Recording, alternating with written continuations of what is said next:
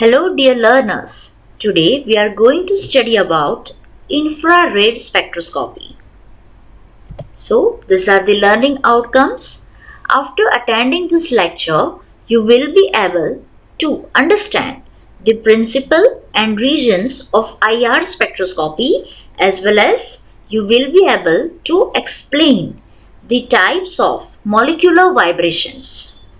Now we will see the principle, the regions, as well as type of molecular vibrations in detail.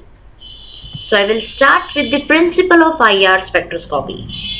Yes, the basic principle of IR is that vibration means when any molecule absorbs IR radiation, it will produce vibrational changes. So the basic principle is vibration over here. Now this IR spectroscopy is generally used to measure or identify the major functional groups. So it will help in a structure elucidation. You can identify the functional group present in the structure.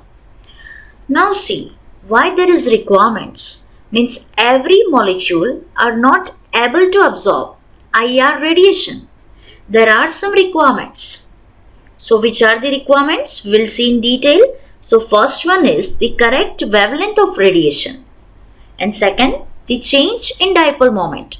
Now what is the first one? Here, as I mentioned, natural frequency of vibration is equal to applied IR frequency. Means what is natural frequency of vibration? What is natural frequency? For example, you know about molecules, you know about atoms. So every molecules are made up of atoms, and these atoms are connected by bonds. They are not rigid in nature, but they are like spring. They are in a continuous motion. So at particular moment, they have some vibrations with some frequency, and this frequency is known as natural frequency of vibration.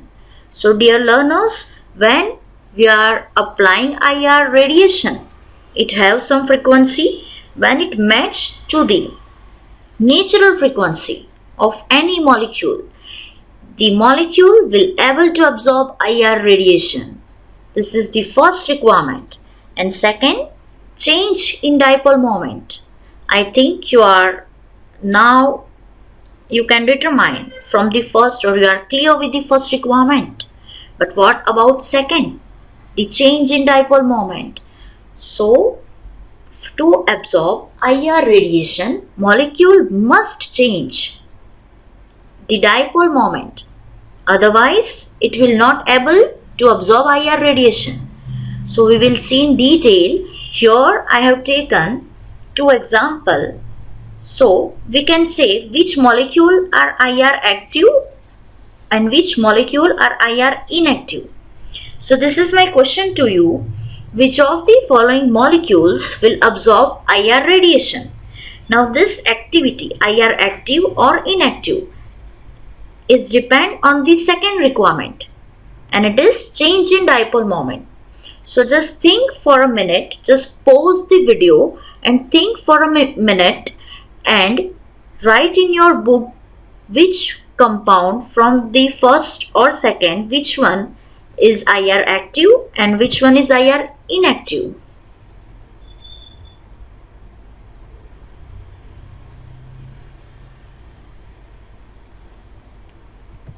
Yes, dear learners, now on the video, you are right. Symmetrical diatomic molecules are IR inactive, but HCl is IR active. Why so? Because let us take some examples. Symmetrical diatomic molecules means you can say H2, N2, Cl2, O2. Both have a same atom. So what happened? There will be no change in dipole moment. If there is no change, it is IR inactive. When there is change, then and then only you can say it is IR active. So in HCl, both atoms have a different electronegativity. So obviously there is a change in dipole moment. So HCl is IR active. Now we will move towards the regions of IR. So there are three regions. First one is, and it is classified as per the frequency, or you can say wave numbers, and the unit is centimeter inverse. So first one is near IR. Near IR region have this much frequency from 12,500 to 4,000 centimeter inverse. For middle IR, the range is 4,000 to 400 centimeter inverse, or for far IR, you can say below 600 or below 400 centimeter inverse. Now, as I said, the IR spectroscopy is generally used to measure the functional groups.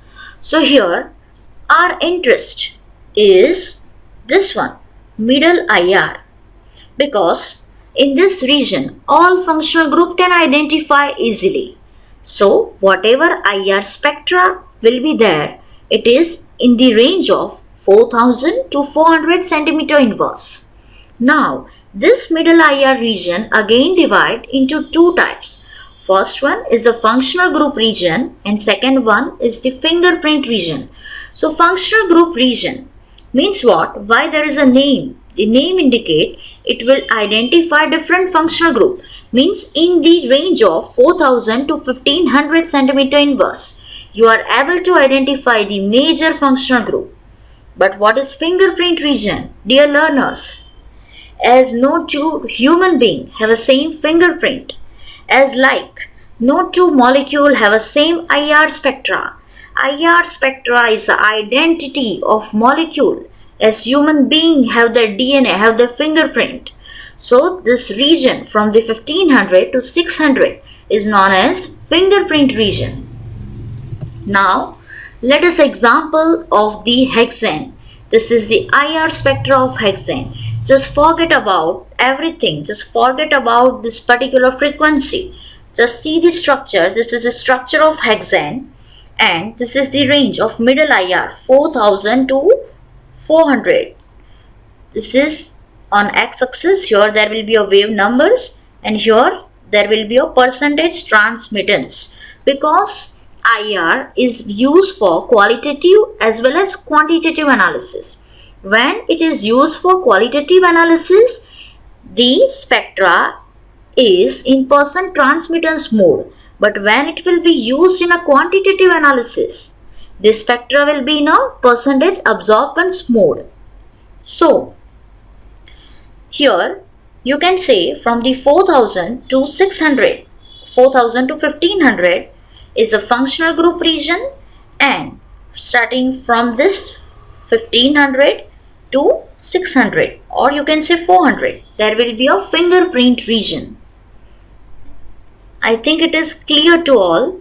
Now I am coming toward the type of molecular vibrations. As the basic principle, there are two vibrational modes, the stretching vibrations as well as bending vibrations. Now we will see what is stretching vibration.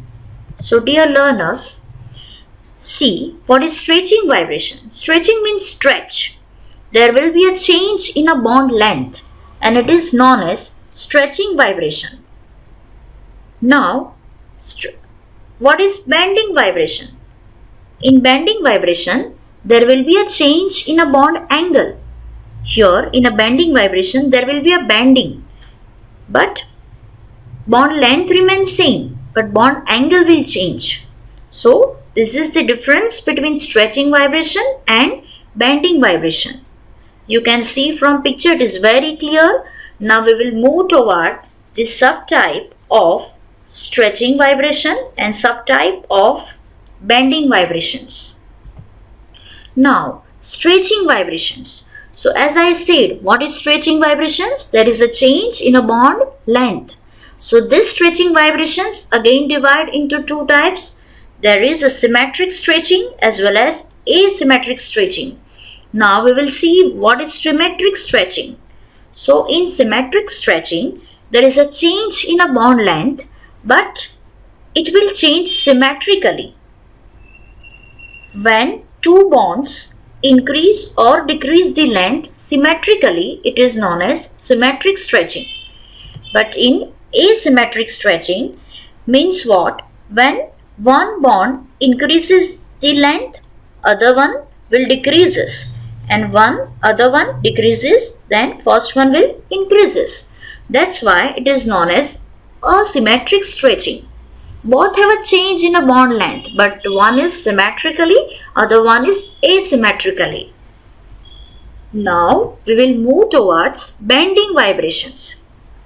Now see, bending. Now this bending vibration again divide into two types. First one is in plane bending and out of plane bending. First we will see what is in plane bending. So in plane bending means there is a change in a bond angle within the plane, and out of plane bending means there is a change in a bond angle outside the plane. Now the in-plane bending is again divided into two types. There is a rocking and skizzering bending, and out of plane bending again divided into two types. It's a wagging and twisting bending. Now we will see what is rocking and skizzering. So what is rocking? So here in the first one, rocking, the bond angle is maintained, but both the bonds moves within the plane. You can see here bond angle is maintained, but it will move. The angle is moving, but within the plane. That's why it is known as in plane rocking bending vibration. Now skizzering. So in skizzering, the bond angle will decreases within the plane. That's why it is known as in plane bending vibration. Now we will move towards out of plane. So for out of plane, again there are two types, wagging and twisting. Now we will see what is wagging vibration. So see the difference between in plane and out of the plane. See here you can say it's a within the plane, but here you can see it's a out of the plane. So what is wagging vibration? Here both the atoms moves to one side of the plane. Both are moving simultaneously. Both are moving one side of the plane.